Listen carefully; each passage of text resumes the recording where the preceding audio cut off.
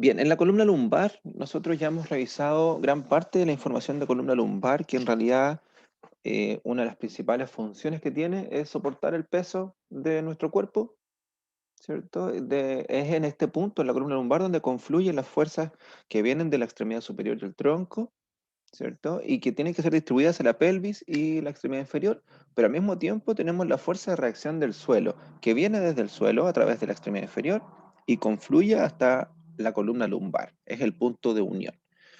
En esta columna lumbar también vamos a encontrar en esta región, ¿cierto? No específicamente en la columna, pero a esta altura vamos a encontrar el centro de masa corporal de una persona que se encuentra en posición bípeda. El centro de masa es el punto donde actúa nuestro peso corporal. Si usted tiene más masa, por ejemplo, hacia la cabeza, el centro de masa va a subir. Si usted tiene más masa hacia el lado izquierdo, el centro de masa se desplaza levemente hacia la izquierda. Pero aproximadamente el centro de masa se encuentra dentro de la zona lumbar. En el caso de, de los hombres, ¿cierto? Está un poco más alto y en el caso de la mujer está un poco más bajo, dada la anatomía propia del sexo biológico, obviamente, del sexo biológico masculino y femenino. ¿Ya? Un poco de recuerdo de las diferencias que tiene la mecánica, perdón, la columna lumbar. Nosotros, si miramos en el plano frontal, ¿cierto? Nos vamos a dar cuenta que los cuerpos vertebrales se empiezan a ensanchar y vamos a llegar hasta el punto donde encontramos la vértebra más grande que tenemos en nuestra columna vertebral y que es el E5, el lumbar 5.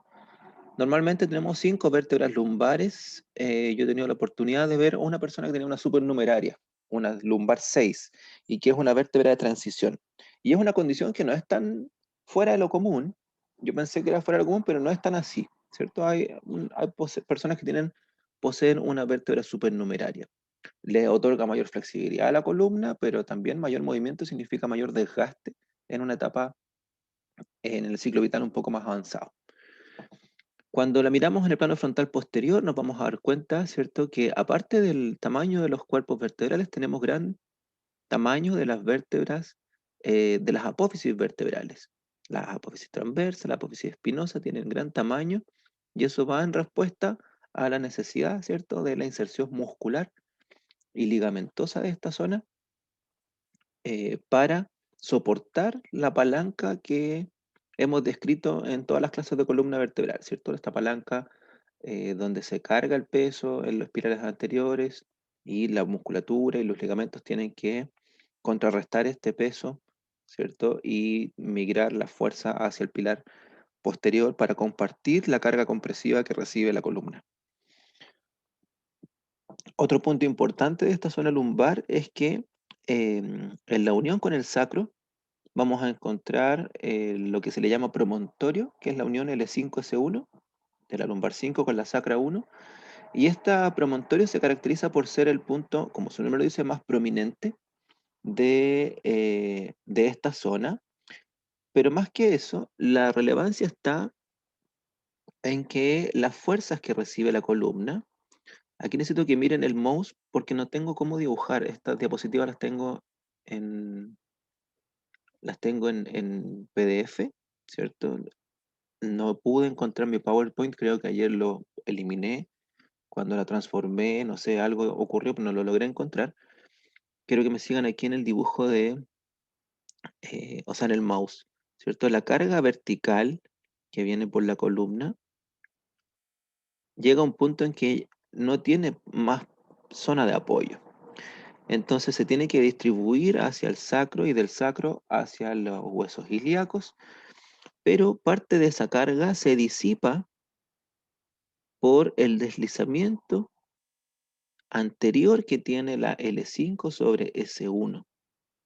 El hecho que esté inclinado el plato de la sacra, ¿cierto? Del sacro, esa inclinación sacra va a incidir en cuánta carga se va hacia anterior y tiene que ser soportada por el disco intervertebral y principalmente por el tope de las facetas articulares de L5 con S1. Estamos generando un momento de anterolistesis. ¿Se acuerdan de ese concepto que lo revisamos? listesis era el desplazamiento vertebral y antero quiere decir que va hacia anterior. Entonces, por la orientación que tiene el sacro, ¿ya? Voy a abrir mi cámara. Aquí. Si están las vértebras una sobre la otra, aquí se ve mejor, ¿cierto? Por la orientación que tiene el plato vertebral del sacro, entonces la vértebra L5 tiende a desplazarse hacia adelante. Y ese desplazamiento lo frena la faceta articular. Mi dedo está graficando la faceta articular, ¿ya? Aquí, ¿dónde se ve mejor? Ahí, ¿ya? Entonces el desplazamiento anterior tiene que ser frenado por el tope de la faceta articular. Y es por eso que L5-S1 es una de las zonas con mayor incidencia de lesiones a nivel lumbar. Mayor daño del disco intervertebral, mayor daño de la zona facetaria, porque es una zona que está recibiendo constante carga y esa carga no solamente se distribuye en vertical, sino que genera un movimiento de desplazamiento anterior, una carga hacia anterior. Esta carga aumenta cuando aumentamos la inclinación del sacro. El sacro cuando, disculpen, el sacro cuando se inclina hacia adelante, a ese movimiento se le llama nutación, ¿ya? Imaginemos que mi mano es el sacro, ahí. Cuando se inclina hacia adelante, esta es la forma del sacro, eso estoy graficando. Cuando se inclina más hacia adelante, quiere decir de que la vértebra lumbar queda más verticalizada, de hecho, ¿ya? A ese movimiento se llama nutación. Y cuando el sacro se inclina hacia atrás, quiere decir de que la vértebra queda más horizontalizada, se le llama contranutación. Pero ese movimiento no es un movimiento voluntario que nosotros podamos hacer a voluntad, por contracciones musculares, voy a hacer nutación o contranutación. No, no es así. Es un movimiento que se da de manera adaptativa a la carga, de manera adaptativa también al proceso de, eh, de gestación. Cuando se está embarazada, ¿cierto? Lo que ocurre es que se tiene que abrir espacio durante las últimas etapas, ¿cierto? Para el paso del feto por el canal de parto, y para eso entonces el sacro tiende a inclinarse durante los 9 meses de gestación, eh, verticalizando, miremos la diapositiva, verticalizando esa cara, hace que el sacro esté más horizontal, como se inclinó hacia adelante. Y esa inclinación hacia anterior genera mayor carga a nivel L5-S1, y esa es una de las razones por qué las personas que están embarazadas, ¿cierto?, tienen mayor dolor lumbar también, mayor molestia en la zona del promontorio.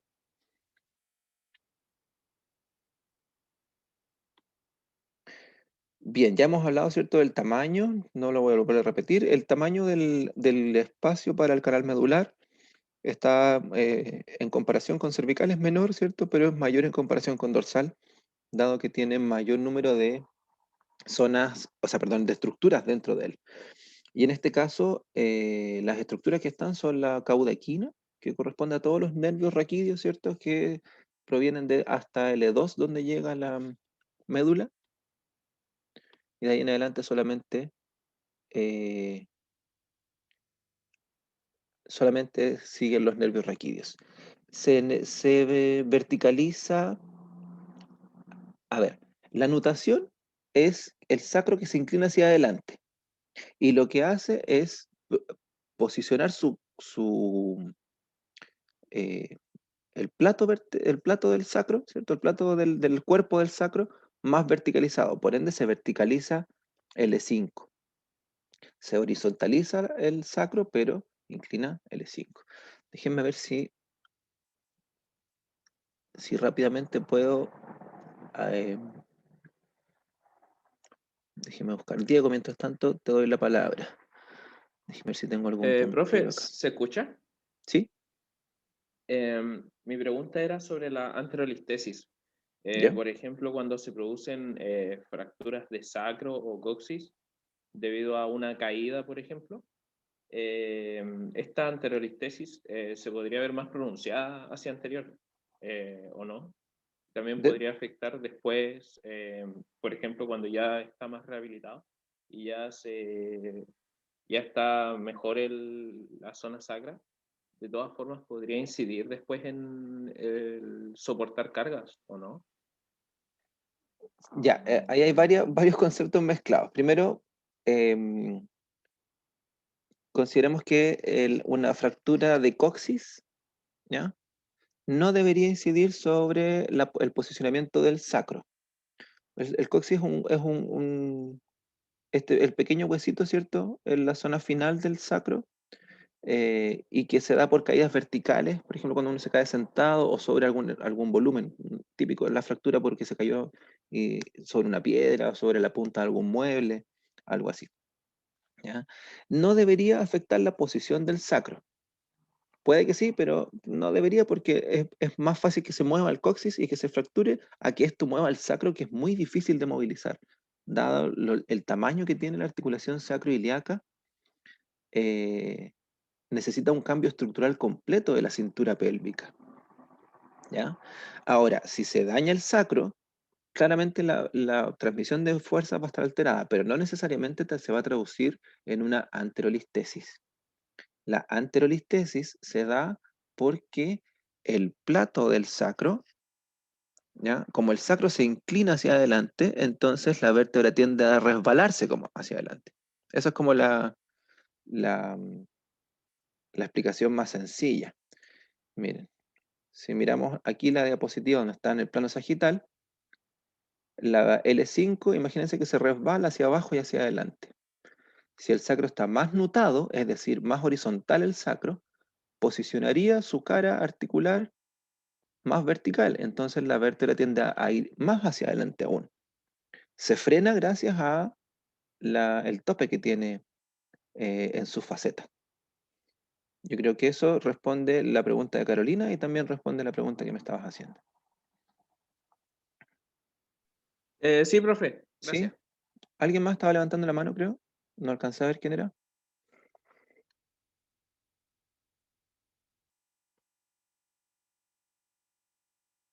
¿No? Bien. Dentro de las otras diferencias que tenemos también está la orientación de sus facetas, ¿cierto? En 90 grados en el plano sagital. Esto va a condicionar si en cervical y en dorsal, cuando hacíamos flexión, la vértebra también se iba hacia adelante. Aquí va a condicionar a que solo se vaya hacia arriba. Entonces, si nosotros pensamos en la distribución de la fuerza sobre el disco intervertebral, el que se vaya hacia arriba va a generar compresión en la zona anterior del disco y migración del núcleo pulposo hacia posterior en mayor medida que en las zonas más altas donde se iba hacia arriba y hacia adelante, donde también teníamos un desplazamiento.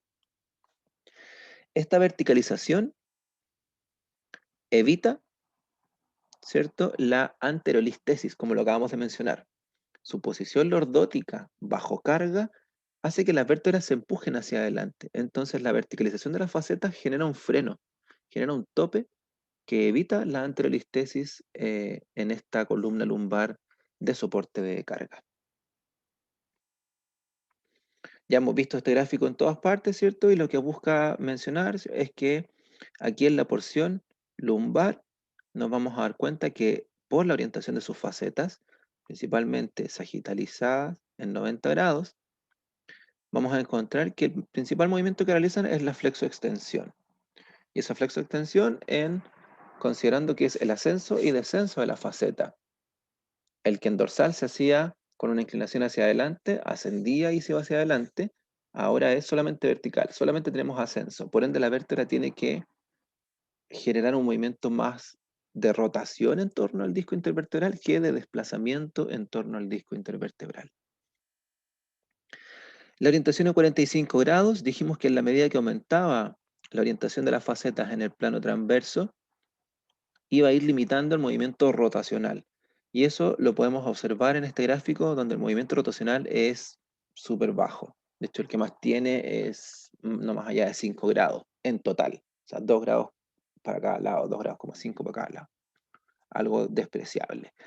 Entonces, si nosotros queremos hacer rotación de la columna, nos vamos a dar cuenta que desde la pelvis hacia arriba, la torsión empieza a aumentar la rotación. ¿Ya? Si queremos hacer flexoextensión, desde la pelvis hacia arriba, hacia las torácicas, la flexión es cada vez menor. Recuerden que incluso la torácica 1 y 2, que están en contacto con la costilla 1 tenía, lo acabamos de ver en el bloque anterior, tenía una articulación fija con el esternón. Entonces, menos movilidad le va a permitir a la costilla para liberar a la vértebra. Por ende, se mueve menos esa vértebra también en flexoextensión. Mayor a nivel lumbar, principalmente L5-S1, y menor a nivel torácico. En términos de inclinaciones laterales, estas inclinaciones laterales también se van a ver influenciadas por el movimiento sobre sus facetas de ascenso y descenso, y lo vamos a ver a continuación. Lo voy a repetir súper brevemente porque es lo que más hemos profundizado en estos días, ¿cierto? En la columna lumbar es donde mayor se manifiesta este tipo de relación funcional entre los pilares, en que la carga llega por anterior, ¿cierto? Comprimiendo el disco intervertebral y los cuerpos intervertebrales, donde se genera una palanca de tipo interapoyo, donde el fulcro corresponde a la articulación facetaria. Y cuando llega esta carga, que sería nuestra resistencia, para que lo llevemos a la terminología que estábamos hablando en la mañana, eh, generar esta resistencia, ¿cierto? Tiene que ser contrarrestado por la potencia o por la actividad muscular, en este caso la musculatura de la zona posterior del pilar posterior, y también por la tensión que va a generar la actividad ligamentosa, en este caso. Cuando se empuja el pilar anterior, entonces se debería abrir la zona posterior. Los músculos en contracción, la tensión de los ligamentos evita que se abran demasiado la zona posterior y eso hace que se sobrecargue por sumatoria de las fuerzas, ¿cierto? Compresión en un lado, compresión en el otro, se confluye hacia la zona articular. De esa manera vamos a distribuir las cargas entre el pilar anterior, en mayor medida, ¿cierto? Y compartir esa carga con el pilar posterior de igual manera. Entonces, en la columna lumbar se hace sumamente importante el tener una musculatura que pueda ser capaz de soportar esta sobrecarga mecánica constante en la columna. Desde el punto de vista de la cintura pélvica, está compuesta por los huesos ilíacos y el sacro, ¿cierto?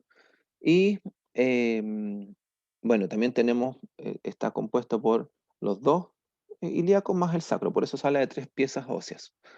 A diferencia de la cintura escapular, que em, es una circunferencia que no es completa, porque está la clavícula, el esternón y la escápula, y después de eso vienen músculos, ¿ya? En el caso de la cintura pélvica, es una circunferencia ósea completa, donde tenemos los dos huesos ilíacos, ¿cierto? Que confluyen a través de la línea innominada, no sé si se acuerdan de esa terminología anatómica, hacia la sínfisis púbica, y por posterior articulan ambos con las articulaciones sacroiliacas. Dos articulaciones, las sacroiliacas, corresponden a articulaciones de carga, principalmente de carga, son artrodias modificadas, que tienen rugosidad, que aumenta el área de contacto, mientras más área, menos presión, y están diseñadas para la transmisión de carga del peso corporal hacia la pelvis y la recepción de la carga desde la pelvis hacia la zona sacrolumbar. La sínfisis púbica o sínfisis pubiana, ¿cierto? Es muy similar a un disco intervertebral, tiene un anillo fibroso y un núcleo, por ende nos dice que es una articulación también de carga. Y como la pelvis está inclinada hacia anterior, ¿ya?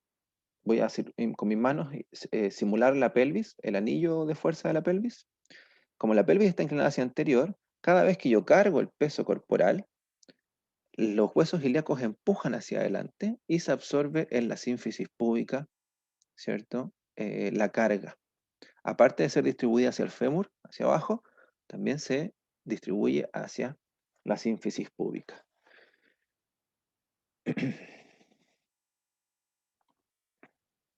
Hay diferencias desde el punto de vista biológico, ¿cierto? Determinado por el sexo biológico, hombre o mujer.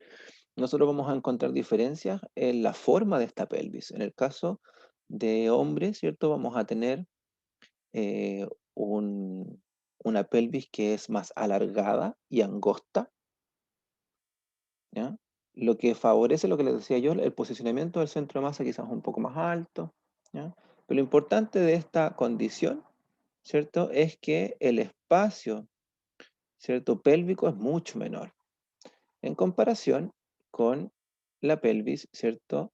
Que tiene la mujer, donde el espacio, el agujero pélvico es mucho mayor para, obviamente, favorecer el, el proceso de gestación, ¿cierto? Y el proceso del parto. De igual manera, tener estructuras óseas, en este caso más anchas, condiciona a la mecánica propia de la pelvis, ¿ya? Y esta condición, ¿cierto? Al tener, si nosotros comparamos las palancas, por ejemplo, de los músculos que están insertos en la cresta ilíaca, por ejemplo, el cuadrado lumbar, ¿ya? Erectores espinales, ¿ya? Las líneas de los oblicuos, van a tener acciones mecánicas que pueden diferir. No son relevantes, no vamos a profundizar en ello, pero sí es importante mencionar que el solo hecho de tener una estructura con diferencia anatómica va a condicionar a la mecánica. Por ejemplo, el ciclo de marcha va a tener algunas modificaciones con mayores oscilaciones en el caso de la mujer, ¿ya? El paso va a ser más ancho y por ende la compensación es que la rodilla se ajuste y genere una inclinación mayor en la rodilla. Si ustedes se ponen de pie, probablemente las rodillas están más hacia el centro, en una condición de valgo. Y en el caso del hombre es al revés, ¿cierto? Al ser más angosta la pelvis, condiciona que las rodillas estén más rectas e incluso en condición de varo, que estén como arqueadas. Diferentes condiciones mecánicas que no vamos a profundizar ahora, sino que lo vamos a ver cuando hablemos de extremidad inferior y principalmente sobre el ciclo de marcha, ¿ya? Que eso lo vemos en el siguiente curso, lo vemos, y de hecho lo veo yo. Bien, no voy a profundizar tampoco en la cintura pélvica porque nos vamos a centrar en los movimientos de la columna lumbar. Tomado del libro Capangi también, yo les mencionaba que el movimiento lumbar, en este caso de flexión, graficado aquí con el número 1, la faceta tiende a el ascenso, con leve desplazamiento hacia anterior, pero es un movimiento más bien rotatorio, a diferencia del dorsal que era de desplazamiento hacia arriba y hacia adelante, cervical mucho más notorio, de hecho el adelantamiento de cabeza y cuello son desplazamientos hacia arriba y hacia adelante de la columna cervical. En este caso, lo que va a ocurrir es un ascenso y leve anterioridad de la faceta, lo que va a generar que la flexión sea más bien un movimiento rotatorio en torno a la parte anterior del disco intervertebral. Eso va a generar que el núcleo pulposo migre hacia la zona posterior y es por eso que la mayor incidencia de hernias del núcleo pulposo se dan a nivel lumbar. Y principalmente L4, L5, L5, C1 son las más comunes. Desde el punto de vista entonces artrocinemático, es un deslizamiento en sentido anterior mínimo, principalmente en sentido superior.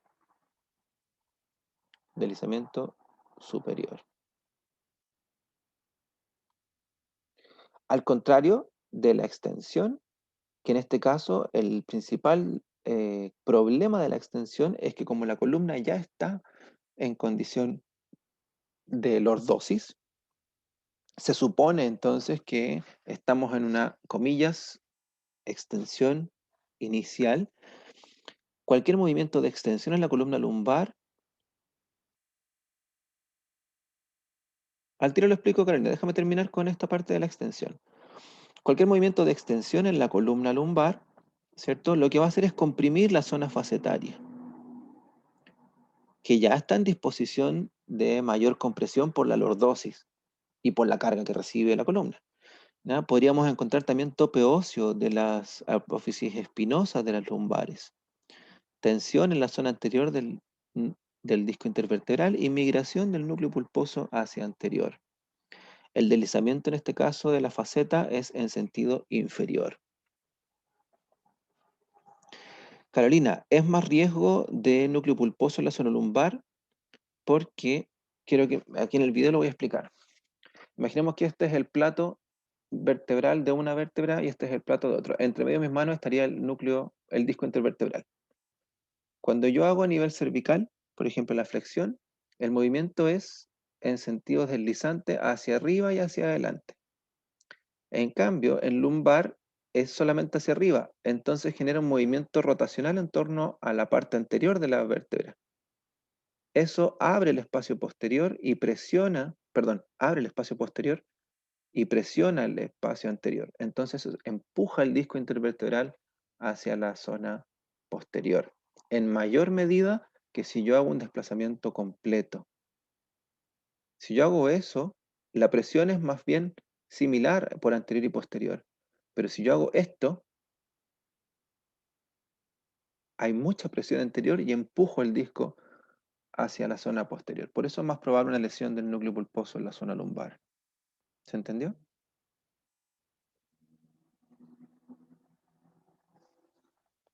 Perfecto.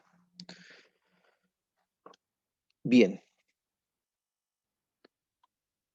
El movimiento de flexión lateral o de inclinaciones no es tan difícil de comprender, ¿cierto? Presionamos en uno de los lados y lo que ocurre es que migra el núcleo pulposo hacia el lado contrario y tensa y solicita la acción muscular de control en el lado contrario a la inclinación. Me inclino hacia la derecha, entonces migra el núcleo pulposo hacia la izquierda y los músculos del lado izquierdo tienen que contrarrestar esa inclinación.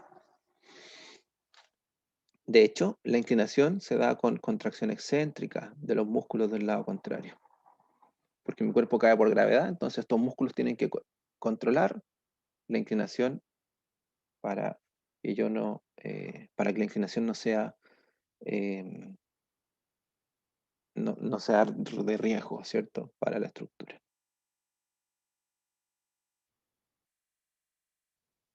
Aquí me voy a detener, sí. Porque primero tenemos que entender este dibujo, que es un dibujo súper hiperrealista tomado de Kapanji. Y nos muestra el efecto de acoplamiento. En la columna lumbar también existe acoplamiento de tipo directo, es decir, cuando inclinamos hacia un lado, la vértebra rota hacia el mismo lado. Pero es mucho menor, es mucho menos que si lo comparamos con la columna cervical, por ejemplo. ¿Por qué es menor? Porque las facetas están más bien verticales. De hecho, en L5-S1 probablemente no hay acoplamiento. L4, L5, leve, L3, L4 un poco más, L2, L3 un poco más y L1, L2 un poco más, porque más hacia arriba las facetas se vienen verticalizando hacia la zona inferior, más arriba tienen pequeña inclinación. Esa inclinación me condiciona, igual que el dibujo como está aquí, a que cuando yo incline a un lado, descienda y se vaya hacia atrás y la otra ascienda y se vaya hacia adelante. Y eso genera el movimiento rotacional asociado al movimiento de inclinación. Entonces, resumen, nos quedamos con un acoplamiento directo, pero en la zona lumbar superior, porque más hacia abajo, como está más verticalizada la región, perdón, las facetas de esa región, tenemos menos movimiento.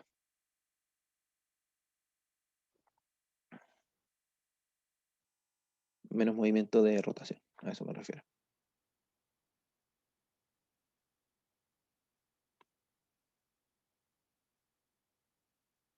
Bien, vamos a hablar del equilibrio muscular, pero les voy a pedir que me den un minuto porque quiero traspasar esto a el PowerPoint para poder explicar con los dibujos lo que necesito explicar.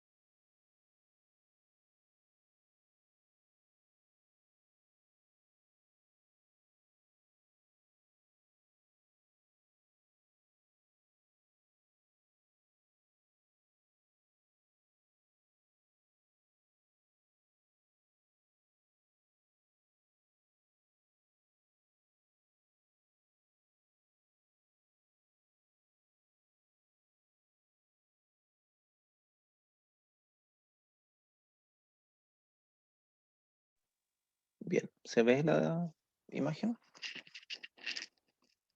Sí, profe. Súper. Así como veíamos en la columna cervical y principalmente a nivel cráneo cervical, existía un equilibrio de la articulación del occipital con el atlas, que estaba dado por la musculatura posterior, por el peso hacia anterior de la cabeza, ¿cierto? En la columna lumbar nosotros hablamos del equilibrio muscular principalmente a nivel lumbopélvico, ¿ya? Y esta condición de lumbopélvico habla de lo que es el ritmo lumbopélvico. El ritmo lumbopélvico corresponde a los movimientos asociados que tiene la columna lumbar asociado al movimiento de la pelvis, ¿ya? Y este ritmo lumbopélvico, en términos generales, ¿ya? Generales, dice que la columna lumbar debe compensar al movimiento de la pelvis cuando estamos así en cadena, eh, en esta cadena, ¿cierto? En verticalidad. ¿Y cómo es la compensación? En términos de movimiento, voy a dibujar con celeste el movimiento pélvico. Tenemos dos posibilidades, el movimiento de anteversión,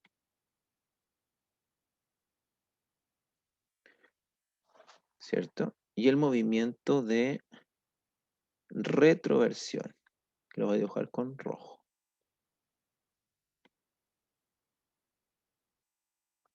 ¿Ya? Anteversión, que la pelvis gira y se inclina hacia adelante, rota hacia adelante. Retroversión, que la pelvis gira, rota hacia posterior. Este movimiento de anteversión, que está dibujado con celeste, va a provocar, en términos generales, que la compensación sea el aumento de la lordosis. Oh, me quedó súper exagerado. ¿Ya? Lo dije con celeste para que se entienda.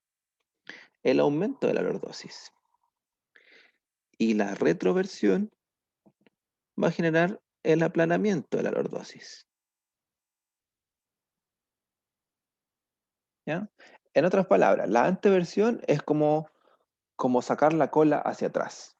¿Ya? Eso aumenta la curvatura lumbar. Y la retroversión es como esconder la cola. ¿Ya? Eh, y eso genera un aplanamiento de la zona lumbar. ¿Sí? En términos generales, nosotros para poder estar de pie, para poder verticalizarnos, necesitamos que la pelvis esté levemente en anteversión. De hecho, la pelvis está en anteversión, no se encuentra horizontal. Se encuentra en leve anteversión. Esa anteversión se compensa con esta curvatura lumbar, ¿cierto? De lordosis, y nosotros podemos verticalizarnos. De esta manera, y lo voy a dibujar aquí con morado, ¿cierto? Nosotros vamos a obtener la verticalidad de nuestro cuerpo en ese sentido, con las compensaciones de la columna que ya habíamos mencionado en las clases anteriores. Bien, bajo esta condición, entonces se requiere que exista un equilibrio muscular en torno a la pelvis. Y yo voy a dibujar aquí con morado unos cuadrantes. Y nos vamos a quedar aquí con el cuadrante antero superior, el cuadrante antero inferior, el cuadrante posterior inferior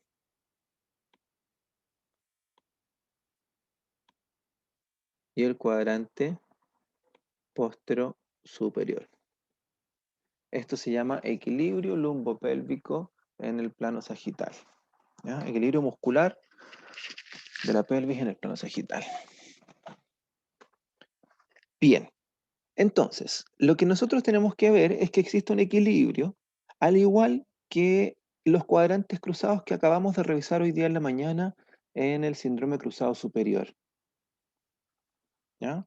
Y este equilibrio habla de los músculos que se encuentran en cada cuadrante y que van a generar un movimiento pélvico de anteversión o retroversión y que por ende se va a encontrar una compensación lumbar en anteversión con aumento de la lordosis, en retroversión con reducción de la lordosis o aplanamiento de la lordosis.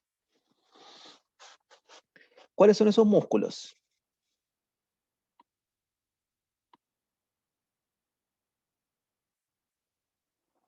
¿Se puede corregir? Sí, pues, para allá vamos, ¿ya? Cuando tenemos que buscar un correcto equilibrio entre estos músculos para mantener esa anteversión normal, porque estamos levemente antevertidos, ¿cierto? Y evitar estos aumentos de anteversión o retroversión, ¿ya? Para allá vamos ahora. Bien, necesitamos aquí recordar anatomía. Músculos que se inserten en la pelvis y que sean capaces de tirar el cuadrante, lo voy a dibujar aquí con rojo.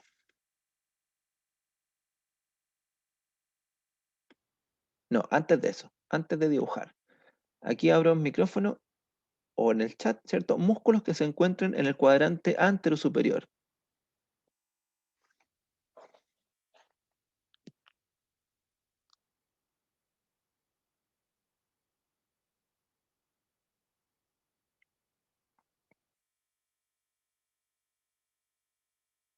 Recto abdominal, perfecto.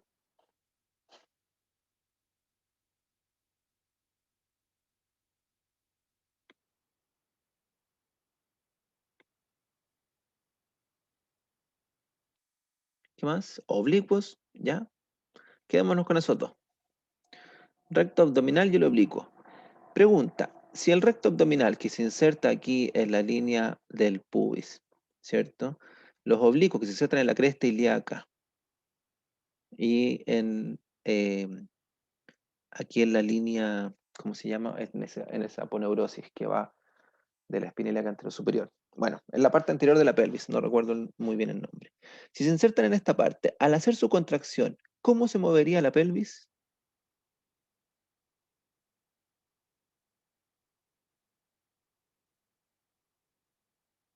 ¿En anteversión o retroversión?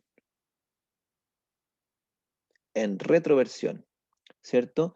De hecho, aquí las flechitas están mostrando la pared abdominal y lo que ocurriría sería que al traccionar de esta zona hacia arriba, con los músculos abdominales, le voy a colocar aquí los oblicuos y el recto abdominal. Oh, soy pésimo escribiendo con el mouse. El recto abdominal. Si yo hago la contracción de esos músculos, entonces tracciono la pelvis en este cuadrante hacia arriba, lo que favorecería la retroversión pélvica. Bien, vamos al cuadrante de atrás. Músculos que se insertan en la pelvis, pero en la zona posterior.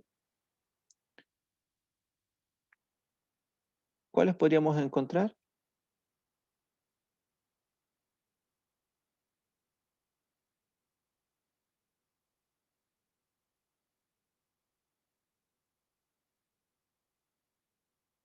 El cuadrado lumbar, perfecto.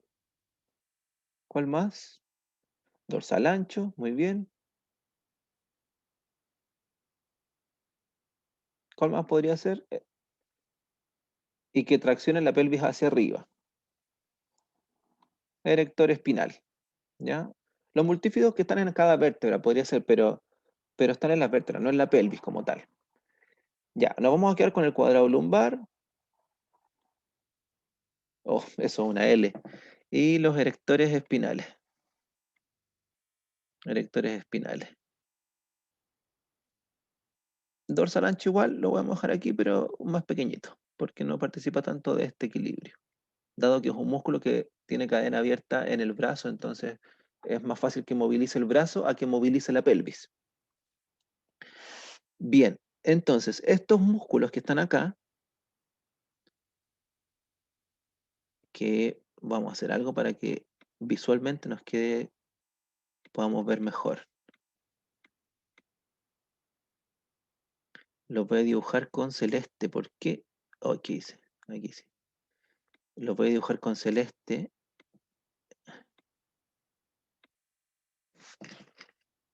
El cuadrado lumbar y el erector espinal.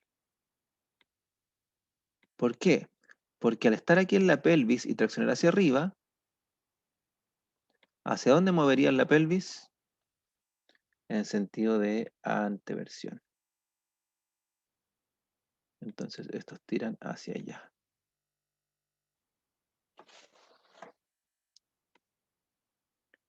Y estos tiran hacia allá. Vamos al cuadrante ahora antero-inferior. ¿Qué músculos están en el cuadrante antero-inferior que puedan traccionar la pelvis hacia acá? Y lo voy a dibujar con celeste. Que traccione la pelvis hacia allá.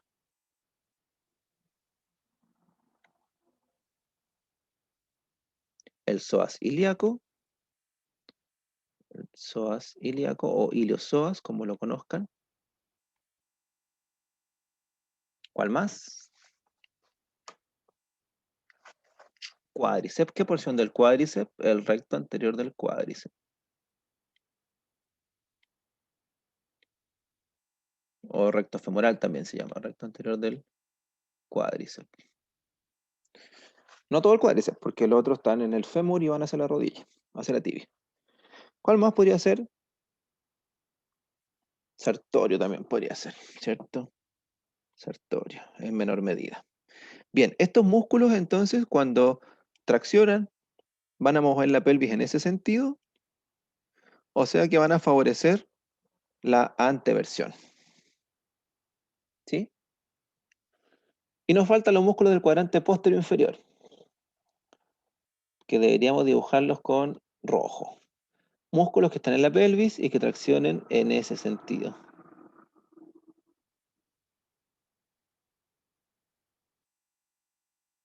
El glúteo mayor.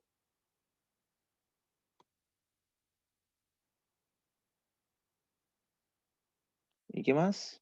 Y los isquiotibiales. Isquiotibiales. Bien. ¿Y esos músculos si traccionan, cómo van a mover la pelvis? En sentido de retroversión. Entonces, si se fijan, aquí tenemos cuadrantes cruzados. El antero superior con el posterior inferior, sus músculos van a mover la pelvis en retroversión. Y el cuadrante posterior superior con el cuadrante antero inferior, sus músculos van a mover la pelvis en anteversión. Entonces yo debería pensar que tengo que mantener un equilibrio de estos cuadrantes, porque si predomina alguno, ya sea músculos acortados, por ejemplo, imaginemos los isquiotibiales, que es un músculo que casi todos nosotros tenemos acortado. Si usted no se logra tocar la punta del pie sin doblar la rodilla con la mano contraria, por ejemplo, la mano derecha con el pie izquierdo, entonces ya tiene acortados los isquiotibiales. Si los músculos isquiotibiales están acortados, entonces están tirando hacia abajo la pelvis en la parte posterior, mantienen la pelvis en leve retroversión y eso aplana la columna lumbar, y un aplanamiento de la columna lumbar significa una especie de flexión, por ende empujamos el disco intervertebral hacia la zona posterior y así sucesivamente alteramos el equilibrio lumbopélvico. Si usted tiene los abdominales debilitados, entonces el recto anterior del cuádriceps y los erectores espinales, que son sus contrarios, ¿cierto? Pueden mantener la pelvis en anteversión, porque si esto está debilitado y alargado, quiere decir de que la pelvis tiene mayor posibilidad de irse a la anteversión.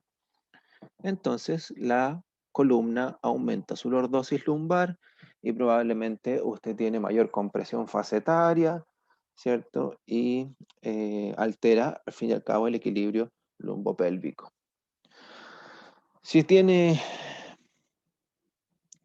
acortado, por ejemplo, los erectores espinales y el cuadrado lumbar, lo mismo, vamos a aumentar la anteversión. Si tiene debilitado estos músculos, probablemente el equilibrio también se altera y también vamos a alterar la palanca del pilar anterior y, eh, y también este equilibrio que hablamos de pilar, ¿cierto? De transmisión de la fuerza en la columna como tal, porque el erector espinal es parte de esa palanca. La Constanza me pregunta, profe, ¿son esos músculos solamente o son más? Que en la prueba puse los principales, pero preguntan siempre por todos. En este caso son los principales del equilibrio. Tienes que pensar si es que hay más en relación a esos, en este plano. De hecho, yo creo que no hay más.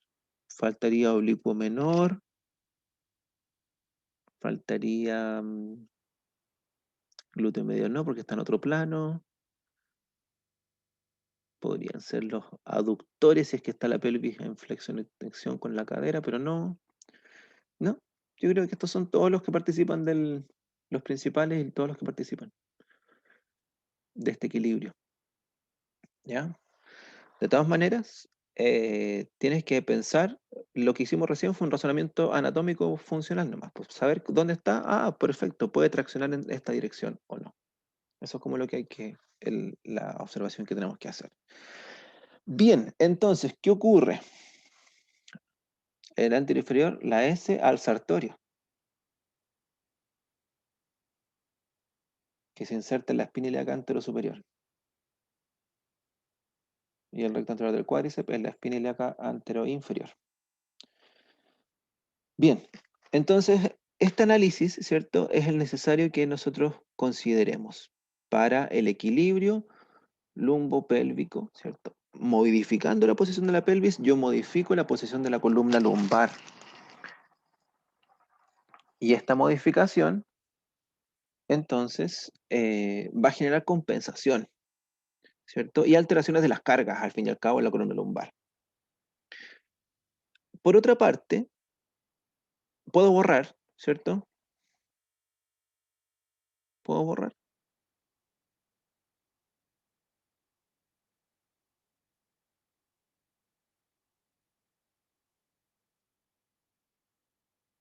Bien, vamos a borrar todas las entradas escritas de la hora. Ya. Me voy a tomar de esta misma imagen para poder explicar algo. La relevancia que tiene la tensión abdominal. ¿Ya? La tensión abdominal en el equilibrio ahora solamente lumbar, no la relación que tiene con la pelvis, sino que la tolerancia de este músculo a la presión intraabdominal. Cuando yo estoy cargando la columna lumbar en esta posición de lordosis, dada la lordosis, yo necesito elementos que eviten el aumento de la lordosis durante una carga vertical de peso, ¿ya? En este caso, la tonificación de la pared lumbar, perdón, de la pared abdominal, permite que la presión intraabdominal genere un vector que empuja y mantiene las vértebras en su posición durante la carga. En palabras, sonó súper enredado, pero lo voy a llevar a un ejemplo clásico. Las personas que levantan peso o las personas que mueven, por ejemplo, sacos o materiales de construcción, ¿cierto? O las personas que hacen levantamiento de peso como deporte, ocupan una faja, ¿cierto? Una faja a nivel lumbar. Y lo que hace esa faja es mantener la presión abdominal, que el abdomen no se deforme. Si se fijan, la zona cervical soportaba la cabeza, ¿cierto? El cuello, ya no es tanto peso. La zona dorsal tiene la parrilla costal como sustento también. Pero la zona lumbar no le queda más que estabilidad pasiva, ¿cierto? Y muscular. Lo que ocurre con esta estabilidad es que aparte de eso necesitamos una especie de soporte estructural y que se da por las contracciones musculares no solo de la zona posterior, sino que de toda la pared abdominal. Tenemos aquí un músculo que se llama transverso del abdomen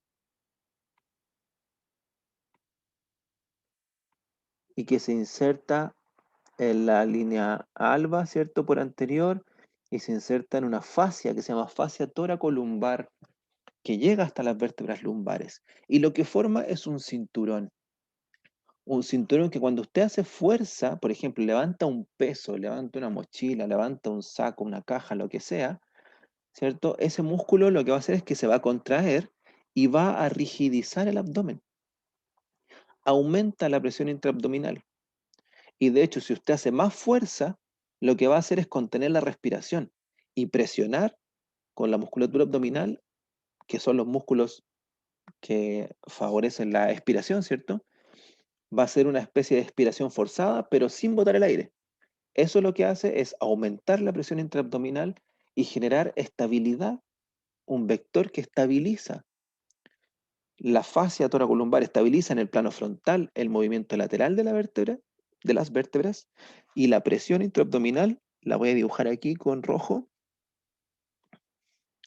La presión intraabdominal está empujando en todos los sentidos, po, hacia arriba, hacia abajo, hacia adelante, pero el que más me interesa a mí es el empuje que hace hacia atrás, porque le da una fuerza que retiene a la deformación lumbar, retiene la lordosis lumbar.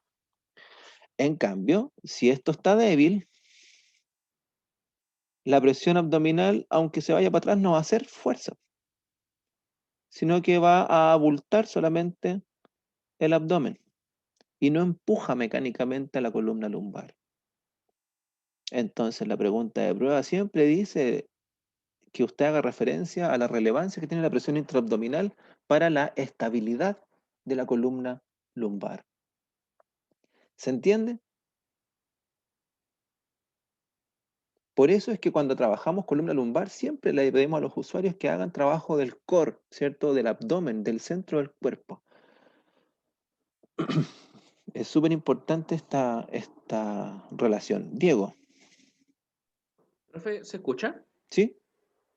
Es que me surgió la duda con la gente que levanta pesas, porque ellos supongo que sí ejercitan mucho la musculatura a nivel lumbar en la espalda y ¿Sí? también el músculo transverso del abdomen. Sí. Y Eh, recta abdominal pero también. Oblicuos igual. pero ese como cinturón que usan es más preventivo o Sí. porque muchas veces estos músculos como en general no pueden dar abasto al soportar esa carga. O sea, es que eso es preventivo. Si yo veo que mi sistema no da abasto, y imaginemos que estoy en una competencia, y justo ese día de la competencia voy a probar, no sé, 5 kilos más para ganar la medalla, probablemente necesito ese apoyo, va a favorecer la actividad. Pero principalmente es el trabajo muscular y la maniobra que se llama maniobra de Valsalva y que es la maniobra que todos hacemos naturalmente. ¿Qué haría usted para levantar peso? Aguanta la respiración y aprieta, ¿cierto? Aprieta el abdomen. Eso es la maniobra de Valsalva, que es el mismo ejercicio para los hipopresivos que estábamos mencionando cuando hablamos de mecánica ventilatoria. Bien, levantaron la mano, no sé en qué orden, pero les doy, no me fijé en quién levantó la mano primero. Geraldine Celia, parece. no, la Celia. Celia, Profesor, dígame. eh, lo referente a las señoras embarazadas, la- eh, se, después del embarazo quedan muy dañados los músculos abdominales. Sí, pues. Eso condicionaría también a, a este tema de los músculos, o sea, que se dañen los abdominales, condiciona también a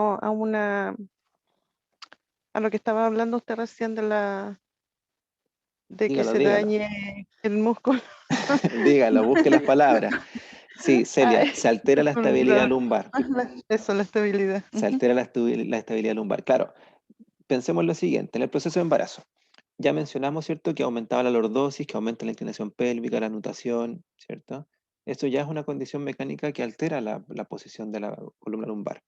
Y a eso le sumamos que los músculos se están alargando porque se están distendiendo por el aumento del volumen abdominal, dependiendo del tamaño del bebé.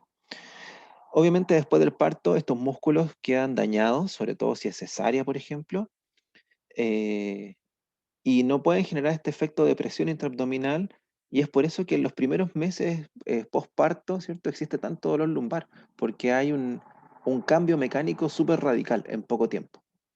Es entonces labor del kinesiólogo, ¿cierto? De trabajar en la etapa pre y postparto, preparando la musculatura, preparando la zona para que este cambio mecánico no genere esta inestabilidad lumbar tan importante.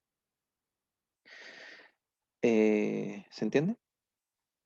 Sí, profesor, gracias. No, y no solamente la parte lumbar, sino que también la parte pélvica también queda Claro, bastante claro, piso pélvico sobre todo también. La Carolina pregunta, profe, si aguanto la respiración al levantar mucho peso, ¿aumenta la presión abdominal y se establece mejor la zona lumbar? Sí, así es. Exactamente así. Y a eso le responde también a Vicente. La pregunta es que por qué era importante la presión intraabdominal. María, ¿qué tipo de lesiones se puede producir en un déficit de presión abdominal? Imagínate la presión abdominal, si no está, lo que ocurriría es que esto se va a un aumento de la lordosis. El aumento de la lordosis es como pensar en una hiperextensión constante, compresión facetaria, ¿ya? Tope óseo de las apófisis espinosas, y podríamos seguir mencionando.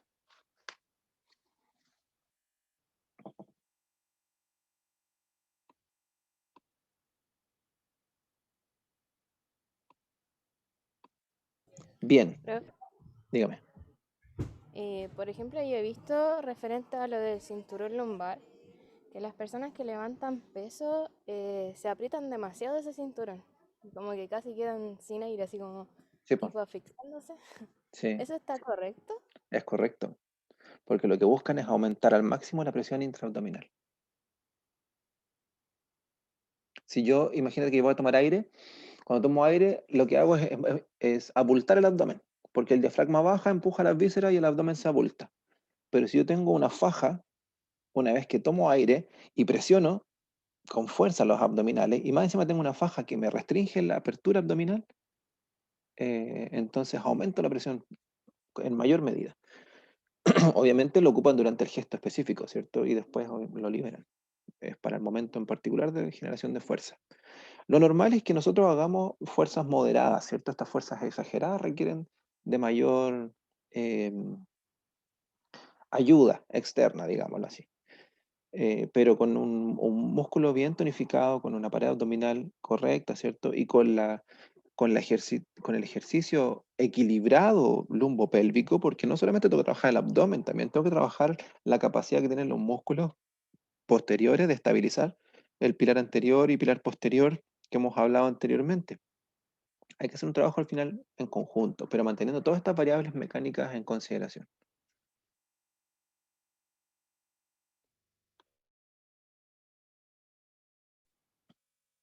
Bien, más dudas. Eso es como lo más importante del lumbo pélvico. Ahora vamos a terminar hablando eh, de los movimientos asociados de la pelvis con la columna lumbar, que ya se hace más fácil de entender. Bien, esto es un morfotipo típico. ¿De qué? Del síndrome cruzado inferior. Tenemos, ¿cierto?, que plantean los cuadrantes. Probablemente aquí hay debilidad abdominal. ¿Ya? Esta debilidad abdominal favorece la anteversión pélvica. Aquí hay un aumento leve de la lordosis, ¿cierto? Esto se compensa con un aumento de la cifosis, con anteriorización de los hombros, probablemente aquí tenemos acortados los pectorales, alargado la musculatura dorsal superior, alargado los músculos del cuello por anterior, acortados, y tenemos el síndrome cruzado superior asociado al síndrome cruzado inferior. Tarea entonces, como trabajo personal, averiguar respecto al síndrome cruzado inferior, que es lo mismo que estábamos hablando, ¿cierto? Debilitamiento o acortamiento de los músculos en los cuadrantes cruzados. Este signo se le llama, lo voy a escribir en el chat mejor, se llama ptosis abdominal. En la palabra ptosis es como debilidad. como un sinónimo de debilidad, pero ese signo se llama ptosis abdominal.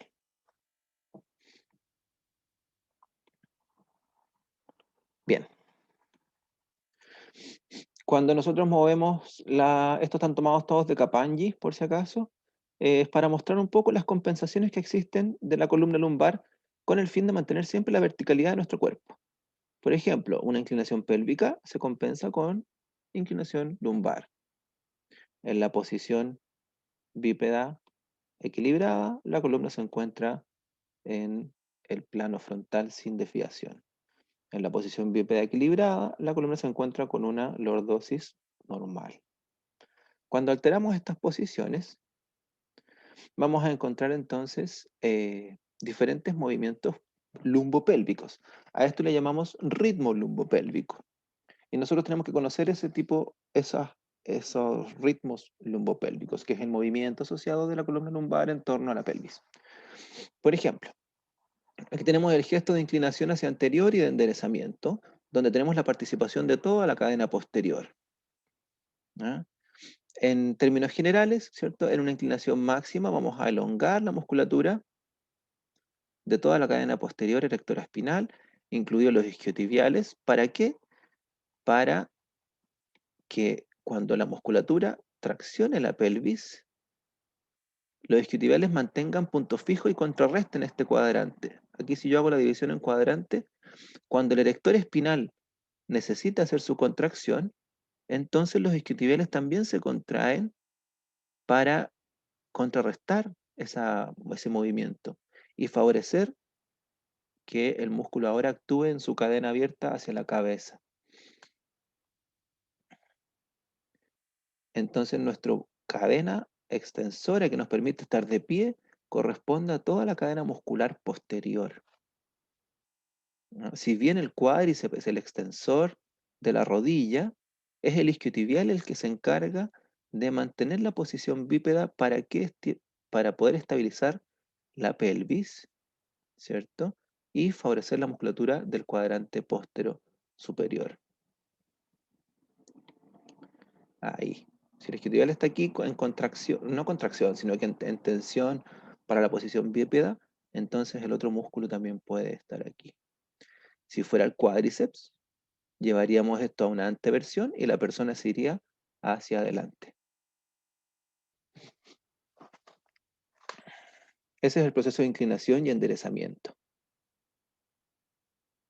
Entonces los músculos, cuando yo bajo a la inclinación, obviamente van en excéntrico controlando el descenso, y después cuando yo quiero retornar, los isquiotibiales se contraen en isométrico para fijar la pelvis, o en concéntrico en la medida que va aumentando el rango de enderezamiento. Mientras más enderezado estoy, mayor concentricidad deberían hacer los músculos isquiotibiales.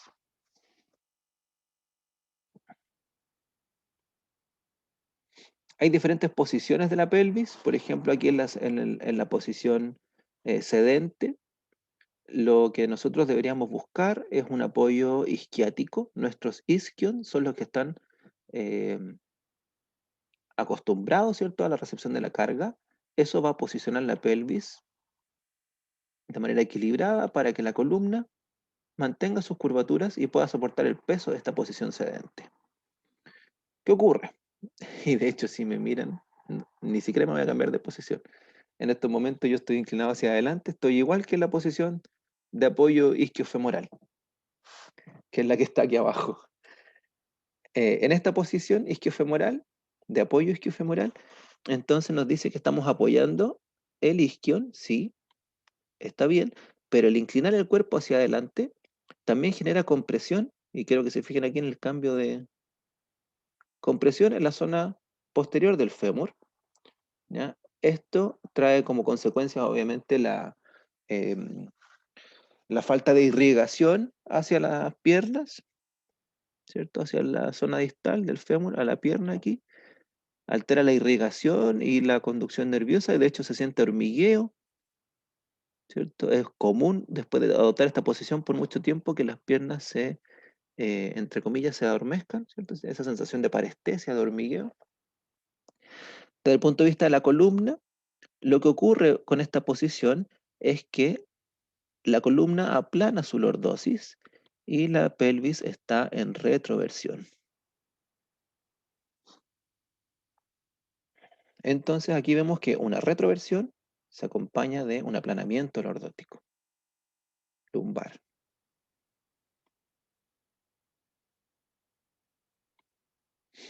Ahora, si ya está muy aburrida o muy aburrido en la clase, lo que hace es un apoyo isquiosacro, ¿ya? Y este isquiosacro, la fuerza del peso hace que la pelvis se mueva con un vector de fuerza hacia ese sentido, por ende hace una retroversión, y esa retroversión pélvica ahora pasamos de un aplanamiento a una casi, y digo casi porque es muy difícil, una casi cifosis lumbar. Esto es el mayor riesgo, obviamente, para el disco intervertebral, en términos de posición estática. Dinámico, dijimos que era la flexión asociada a la inclinación y a la rotación vertebral. Y me da la impresión de que esta es una de las últimas. ¿Cómo apreciar clínicamente, cierto, este movimiento? Yo tengo la posibilidad de medir la distancia al suelo, pero ahí estoy midiendo, recordemos, cierto, el movimiento de todo el conjunto. Es muy difícil diferenciar la zona, el movimiento lumbar del movimiento torácico, y el movimiento torácico del cervical y así sucesivamente. La mayoría de estos movimientos, cierto, son en conjunto. Y yo hago una apreciación clínica del movimiento total, ¿ya?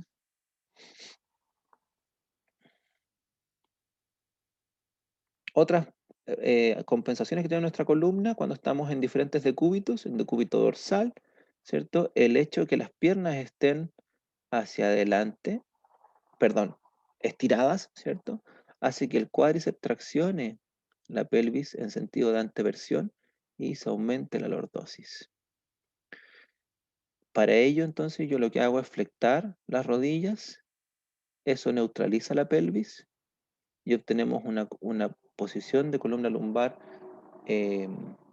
con una curva sin acentuarla, ¿ya? Esta condición es la óptima. Cuando hay personas con alteración lumbar, una de las primeras indicaciones es que duerman con algo bajo las rodillas, una almohada, ¿cierto? Algún volumen, para mantener la pelvis en una posición más equilibrada y evitar la compensación lumbar. Aquí tenemos un ejemplo de contracción abdominal, las piernas elevadas, ¿cierto? La contracción del cuadrante anterior debería llevar la pelvis a una anteversión, anterior-inferior. Pero como estamos haciendo contracción también del cuadrante antero-superior, se equilibra la pelvis y mantiene la lordosis aplanada, en este caso por la contracción abdominal. Y en un decúbito lateral, dependiendo de cómo usted se apoye, ¿cierto? Del tamaño de la almohada, de si las piernas están inclinadas o no, la inclinación pélvica también compensa con inclinación lumbar. Todas estas consideraciones son consideraciones clínicas que yo doy de recomendación a los usuarios que tienen alteración lumbar. Sin embargo, la recomendación para dormir es solamente al inicio. Yo le digo a un usuario que puede dormir con una almohada, pero el cuerpo, al fin y al cabo, durante el sueño se acomoda a lo que está acostumbrado, ¿cierto? Son solamente indicaciones. Bien, chiquillos, dudas. Voy a dejar de compartir aquí. Dudas. Esto es columna vertebral. La biomecánica general de columna vertebral. Dudas.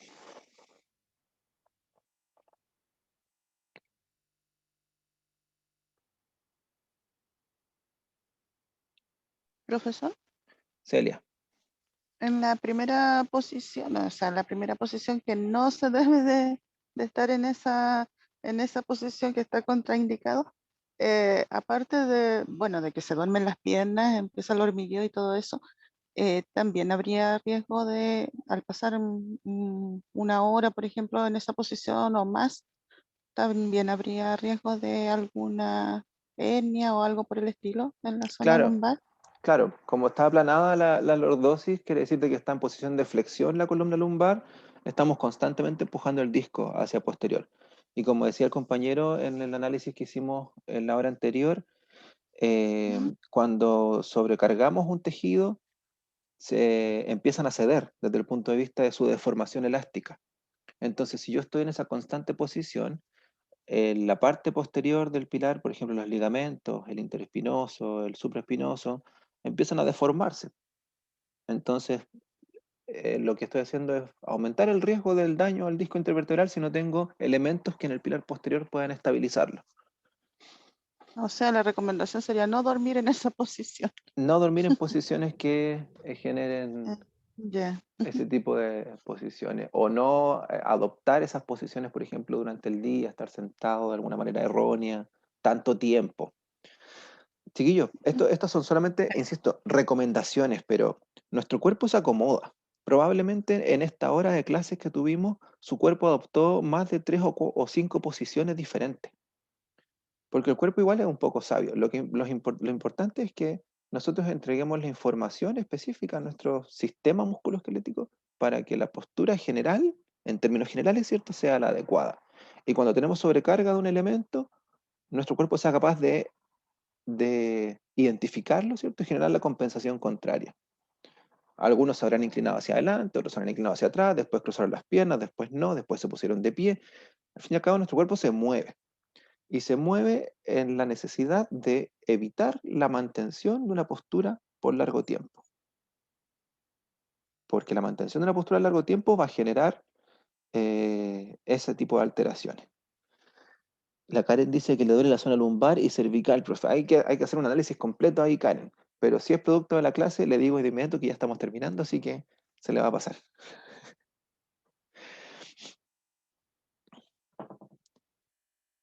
Ya, chicos y chicas, nos juntamos a las 3:30, ¿les tinca?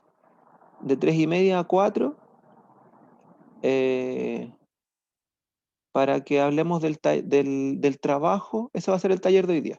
Vamos a hablar del trabajo, vamos a distribuir diferentes temas de trabajo en los grupos, ¿cierto? Y dar las indicaciones de cómo se entrega, cuándo se entrega, qué es lo que hay que hacer, etc. Voy a dejar aquí de grabar.